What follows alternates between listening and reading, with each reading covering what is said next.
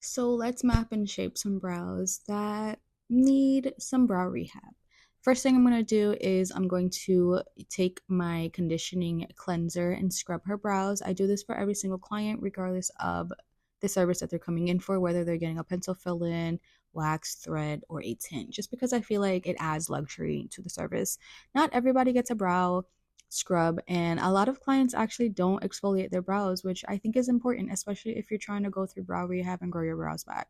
So I'm just gently going to exfoliate her brows with my spoolie, go in circular motions, and then when I'm done with that, I'm going to remove it with a dry cotton.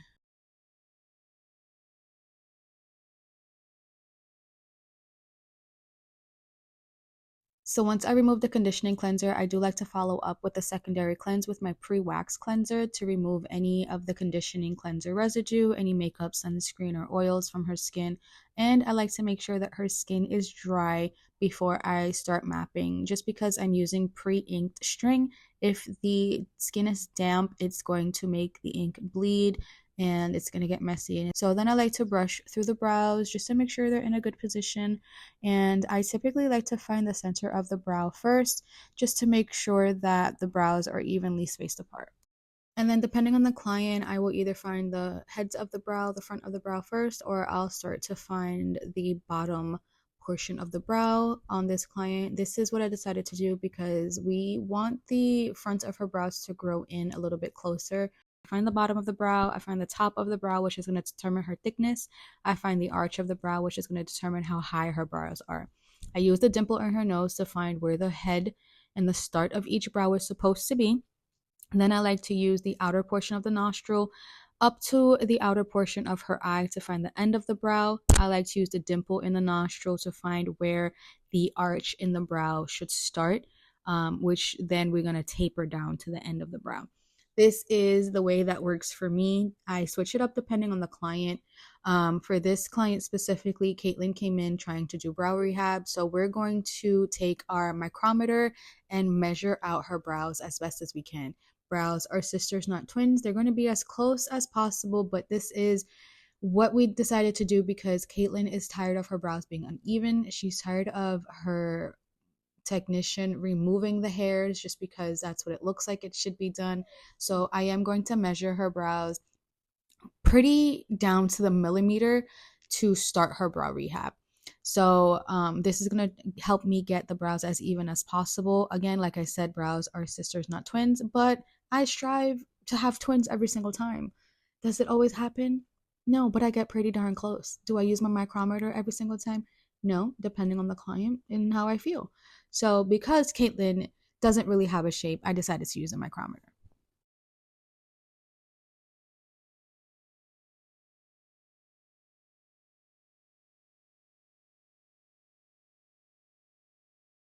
So now we have all these lines, time to connect the lines. So I go from the center through the front line of the brow to the arch.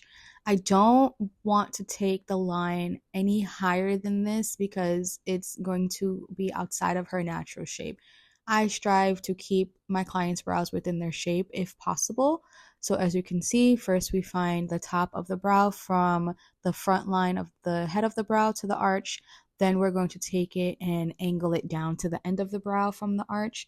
For the bottom of the brow, we want it to be as parallel with that top line as possible. This is what's going to give the lift in her brow and kind of help create that arch.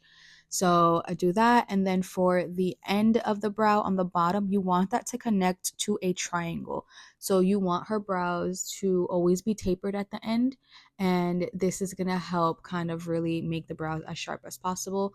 Also, preference wise, I do not like for the brows, the end of the brows to be a lot longer or to go past the front line of the brow. This creates a long eyebrow and it also droops the eyes. So if you can see where the line is on the outer portion of her eye, I brought it a little bit higher up. I don't want to bring it too low because if you bring it exactly perfectly to that area, it might droop her face. And we don't want to have a droopy face. Also, I like to map laying down. I don't have my clients sit up until it's time to check the brows. So that helps me a little bit in that aspect too. We do thread her brows. We might have a sneeze. We might not have a sneeze, depends. Sometimes we have a sneeze, we get watery eyes. That's perfectly normal, perfectly fine. We are pulling on all of these hairs that are in our sinus area. That's fine. We are gonna thread these brows and make sure that we get her brow hairs as crisp as possible. Again, understanding that we are going through brow rehab. With brow rehab, we don't, there's a sneeze. With brow rehab, I don't like to have the brows shaped so perfectly because we need hairs. There's some hairs that we're going to need to complete the shape, and there's some hairs that we're going to need to remove in order to create the shape. So depending on what this client's or what the client's needs are, I kind of do things a little bit differently. Here's another sneeze. This is what happens when you thread. It again, it's perfectly normal. Just allow your client to go through the motions. There's no way we can stop it.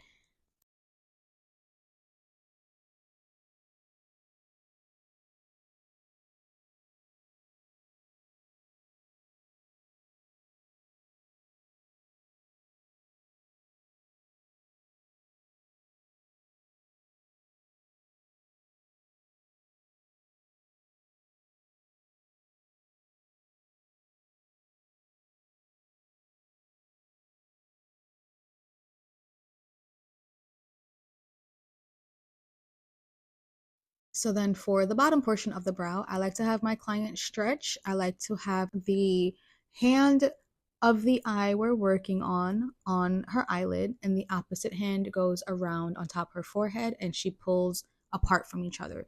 This creates the perfect tension for the string to rub the hairs and not the skin. If your client is not stretching, I'm so sorry, my hair is in the way. If your client is not stretching her skin properly, you are going to grab her skin with the thread and create micro cuts in her brows. Nobody wants to leave their brow appointment with cuts in their eyebrows or bruising or sensitive. I mean, you're going to be sensitive, but nobody wants to leave injured, okay?